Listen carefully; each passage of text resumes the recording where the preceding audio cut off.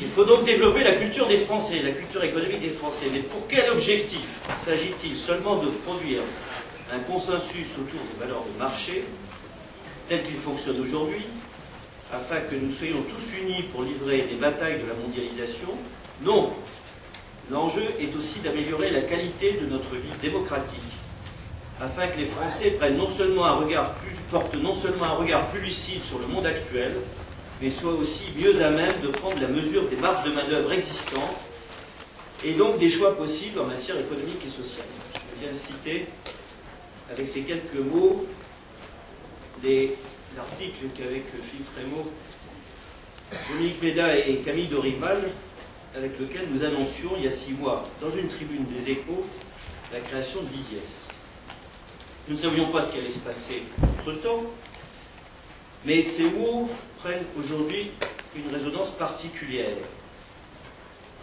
Derrière ce qu'on appelle, un peu rapidement, le retour de l'État, y compris au niveau mondial, je crois qu'il y a la redécouverte de quelques idées simples, fruit de l'expérience maintenant plus que biséculaire des sociétés dites développées. La première, c'est que les mécanismes économiques et sociaux qui se sont progressivement constitués comme domaine autonome de l'action humaine ne peuvent s'équilibrer par le seul jeu des rapports interindividuels. La main invisible existe, certes, mais elle n'est pas un gage d'équilibre économique et social stable et durable. La deuxième, c'est que la recherche sans cesse à poursuivre d'un équilibre nécessite le recours à des mécanismes collectifs, réglementaires, d'intervention, d'incitation, d'investissement. On prend conscience aujourd'hui que de tels mécanismes doivent être mis en place non seulement à l'échelle nationale et européenne, mais aussi à l'échelle mondiale. Et enfin, et c'est là que nous souhaitions intervenir en créant l'IDIES, la délibération démocratique sur ces questions doit être éclairée, non pas pour remettre en question l'expertise elle-même, mais pour la remettre à sa place, c'est-à-dire sur la place publique. Les événements qui se sont déroulés depuis quelques semaines montrent à quel point cette exigence démocratique, qui est à la fois une exigence de transparence, on en parle beaucoup, de recul critique, on aurait pu en parler avant, et d'éthique collective est nécessaire, indispensable, urgente même. Je poursuis la lecture de l'appel dans les Échos. L'IDIES concentrera son action sur 4 chantiers.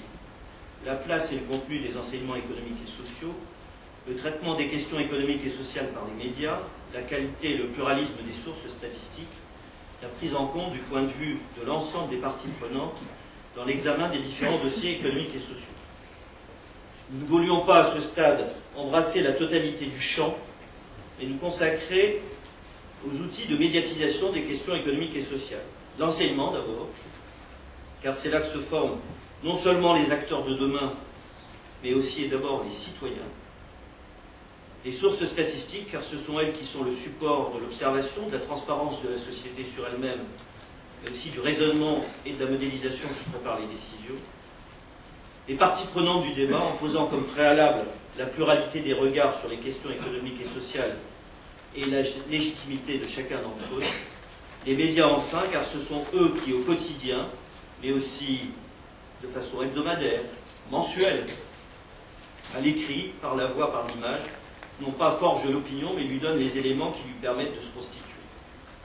Vous l'avez compris, ces 4 thèmes, ces 4 thématiques ont servi de trame à ces premières rencontres de l'IDIES, avec pour chacun d'eux une actualité particulière, peut-être un peu moins importante ou immédiate que celle de cette nuit ou celle de la crise financière, mais importante au demeurant, avec la réforme du lycée et les menaces qui pèsent sur la place des sciences économiques et sociales dans l'enseignement secondaire, avec la création d'une haute autorité de la statistique par la loi de modernisation économique, mais aussi les inquiétudes suscitées par les projets de délocalisation des services statistiques publics, avec la récurrence des questions de gouvernance et de transparence dans les entreprises à l'occasion de chaque crise, et notamment de chaque crise financière, avec le traitement de cette même crise par les médias qui n'ont jamais autant parlé d'économie que depuis 2 mois, au point de se demander si cela ne révèle pas aussi qu'on n'en avait pas assez parlé avant. Pluralisme et diversité des regards, et une précision, toujours il y a 6 mois, dans l'examen des différents dossiers économiques et sociaux, il importe de prendre en compte le point de vue de toutes les parties prenantes, dirigeants et actionnaires des entreprises du secteur privé, mais aussi représentants de l'économie sociale, syndicats de salariés, organisations de consommateurs, organisations non gouvernementales, territoires. On aurait même dû mettre des points de suspension. Nous avons, pour ces premières rencontres, souhaité faire dialoguer les parties prenantes et les points de vue. Nous avons, sur ce sujet, privilégié la diversité des points de vue à l'exhaustivité de la représentation institutionnelle, en demandant à chacun, pour être fidèle à l'étymologie du mot point de vue, d'expliciter davantage, non pas d'où il parle, comme on disait il y a une vingtaine ou une trentaine d'années, mais ce qu'il voit d'où il est, plus que de défendre les thèses de sa propre organisation. Et en comptant sur le débat avec et dans la salle pour compléter, éclairer, préciser, en clair, débattre. Nous sommes, en effet, pas encore, mais nous sommes près de 200 personnes, originaires de toutes les parties prenantes de l'IDIES, enseignants, chercheurs, syndicalistes de diverses confédérations, chefs d'entreprise de diverses formes, d'entreprises privées à capitaux, mais aussi, comprenez que j'y tienne, celle de l'économie sociale, journalistes, statisticiens, politologues, fonctionnaires, experts et auditeurs. J'en oublie, même non pas les ratons laveurs, mais tout bêtement, nous sommes tous des citoyens, partie prenante des débats économiques et sociaux. Et nous concluons d'ailleurs ainsi, sur chacun de ces chantiers, des initiatives existent. L'IDIES n'entend pas s'y substituer. En revanche, il a vocation à faire se rencontrer ceux qui les animent, à mettre en commun et diffuser leurs réflexions et leurs travaux. Nous appelons donc tous ceux qui partagent nos préoccupations à rejoindre et à soutenir l'IDIES. Cet espace de rencontre que nous voulions constituer, il a commencé à prendre forme. D'abord sous la forme d'un espace institutionnel, celui d'une association qui regroupe une soixantaine de membres, dont 28 personnes morales, dont vous trouverez la liste sur le site de l'IDIES, témoignage dans leur diversité de notre volonté d'intégrer la pluralité des points de vue et de faire mentir au passage ce commentaire finalement amusant d'un internaute qui nous avait vu comme, je cite, le think tank de l'ultra-gauche. C'est ensuite un espace sur la toile avec la création du site internet, justement, vitrine des débats, des initiatives, des analyses relayées par l'IDIES, et c'est ainsi que dès 2008, le site accueille le Forum pour d'autres indicateurs de richesse, le FAIR, qui n'a pas de rapport, sinon lointain, avec le Fair Value, suite à la constitution de la commission Stiglitz, dont, hélas, on ne parle plus beaucoup en ce moment. Et enfin, un espace de débat avec la mise en place de 4 groupes de travail sur les thématiques abordées aujourd'hui, avec d'autres groupes qui pourront être créés par la suite, et qui pourront donner lieu, ceux qui existent et les futurs, à la réalisation de notes de synthèse et à l'organisation d'échanges ouverts à l'ensemble des membres.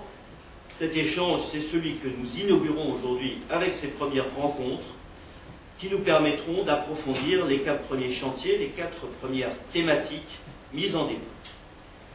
La constitution de ces 3 espaces publics, institutionnels sur la toile et de rencontres, a été rendue possible grâce au soutien de nombreux partenaires, que je ne vais pas citer ici et que vous retrouverez, je le redis, sur le site de l'IDIES.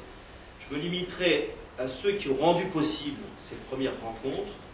La mairie de Paris, qui nous accueille dans ce bel auditorium, et Christian Sauter viendra d'ailleurs, non pas conclure, mais clôturer nos travaux ce soir. Conclusion appartiendra aux travaux futurs de l'IDIES. Le CODIS, Comité pour la diffusion de la culture économique, qui d'ailleurs participe au débat. La DIES, la délégation interministérielle à l'expérimentation et à l'économie sociale.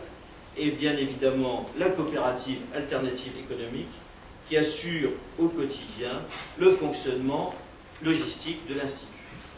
Que tous soient remerciés, vous aussi, d'être là.